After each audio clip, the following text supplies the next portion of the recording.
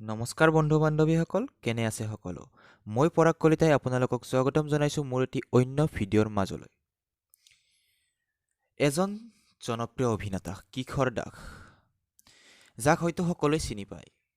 অতি কম সময়ৰ ভিতৰতেই মানুহৰ মন জয় কৰিবলৈ সক্ষম হোৱা বিভিন্ন গীত, বিভিন্ন অভিনয়ৰ মাজেৰে।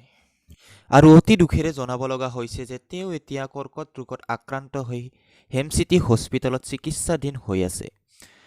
আৰু তেওঁ এতিয়া শাৰীৰিকভাৱে বহু দুৰ্বল।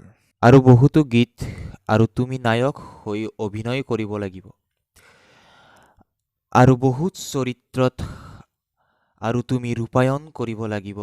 দৰ্শকৰ মন জয় কৰিবলৈ এটি সুন্দৰ ভৱিষ্যত এটি তোমালৈ ৰৈ আছে। তুমি সকলোৰে মৰমৰ শিল্পী, তুমি সুস্থ হৈ আহা কিশোৰ দা। তাৰে কামনা কৰিছোঁ নেদেখাজনৰ ওচৰত। আৰু এইখিনি কিশোৰ দাৰ বেংক ডিটেইলছ, কোনোবাই যদি সহায় কৰিব বিচাৰে তেতিয়াহ'লে সহায় কৰিব পাৰে।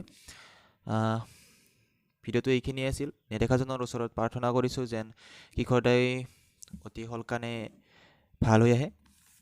চ' ধন্যবাদ।